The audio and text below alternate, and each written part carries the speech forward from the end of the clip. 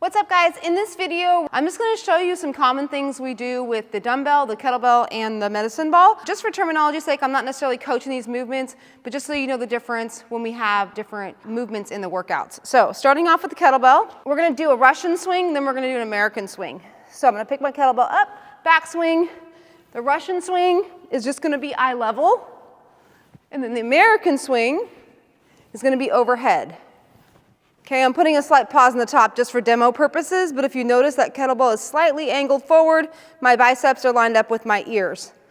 The bottom position, the kettlebell just kind of barely clears my upper thigh area here, so we don't want it to fall way down here. We want it to stay high, and then I'm going to push it right back forward. Okay, so that's the kettlebell swing. The other movement we sometimes do is the kettlebell sumo deadlift high pull. For this movement, I'm gonna step out wider than my regular squat. I'm gonna be slightly toed out, grab my kettlebell, push through my legs, finish in my arms, elbows are high. Okay, kettlebell doesn't come above my chin, looks just like that. So that was the Russian swing, the American swing, and the sumo deadlift high pull. All right, a couple things you're gonna see with the dumbbell in CrossFit are the dumbbell snatch, the hang clean and press. You also might see a goblet squat, an overhead lunge. I'm just gonna show you a few of those things. So for the dumbbell snatch, the dumbbell starts between my legs. I'm gonna reach down with my arm. I'm gonna come up, my elbow comes first, and then I turn it over at the top. In real time, it's gonna look like this. If you notice, I add speed when I get to my mid-thigh, and I kind of put a little jump into it. All right, one more time. Speed, jump. Now, on the way down, I'm going to switch hands in front of my face or kind of my chest area. So I'm going to bring the dumbbell down, switch hands, tap the ground, come right back up. Switch hands, right back up. Again, as you notice, I'm not just standing here and then pulling it up with my arm, okay? I'm sending power from my jump, from my leg drive. So make sure that once that dumbbell passes your knee as you're coming up, that you really push hard with your legs and add a little bit of a jump to it. That way it'll send power up your legs, through your body, and to your arm, so your arm's not doing all the work. So again, jump, press overhead, switch arms, tap, jump, press overhead. All right, for the kettlebell hang clean and press, there's two ways of doing this. You can keep your feet underneath your hips, start with your dumbbell at your side, and then press overhead, just like so. Dip and press. Or you can widen your feet a little bit, and you can almost treat this like kind of like a kettlebell swing in the bottom part of it. Up to your shoulder, press overhead. That's personally what I prefer. With this movement, you just want to make sure, different from the kettlebell, you don't want it swinging out away from your body. You want a slight bend to your elbow, and just keep it close to your body, pull it to your shoulder, press it overhead. Now with this one, I would probably do 5 on one arm, 5 on the other, or however many. I'm not switching every single rep like the snatch. Again, keep it close to your body, drive it overhead. The other things we might do with this is hold it in this position and step back and lunge, just like so. Or we might squat.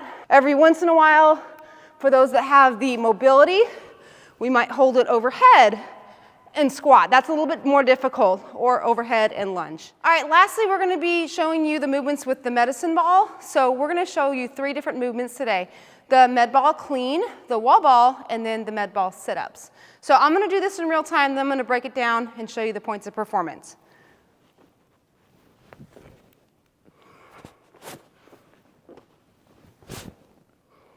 Okay, so the way this works, this is a deadlift into a clean, into a squat, okay? So it looks like this.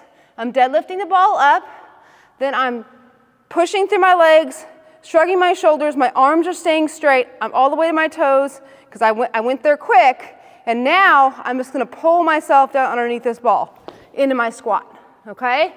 So again, this is quick, pull underneath. Okay, so what we don't want to see is we don't want your arms to start to bend on the way up. The arms stay straight till we get to our tallest position that we can get, and then we bend our elbows and go under the bar and catch, and then stand, okay? All right, guys, for the wall balls, I'm gonna show you what it looks like, and then I'm gonna show you how to scale it if you can't quite get there yet. These targets are 10 feet high. Our medicine balls go from 20 pounds down to 6 pounds. What we tell people is we want you to try and hit your target and hit your squat depth, but we want you to make sure that the load is appropriate. So just pick a ball that works for you, and then you can work up over time. So the way it looks, I'm gonna stand about this far from my racks. I'm gonna extend my ball out. Now I'm gonna go into my full squat, hip crease below my knee, balls in front of my face. As I come up, I'm gonna hit the target.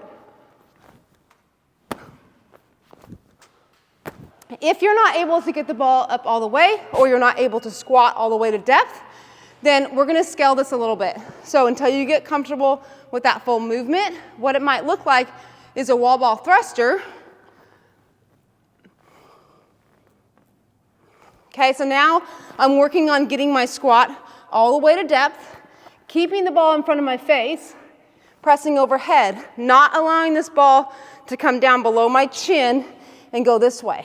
We're trying to keep our chest up, trying to keep our back nice and flat and straight, so we want that ball to stay in front of our face for the thruster.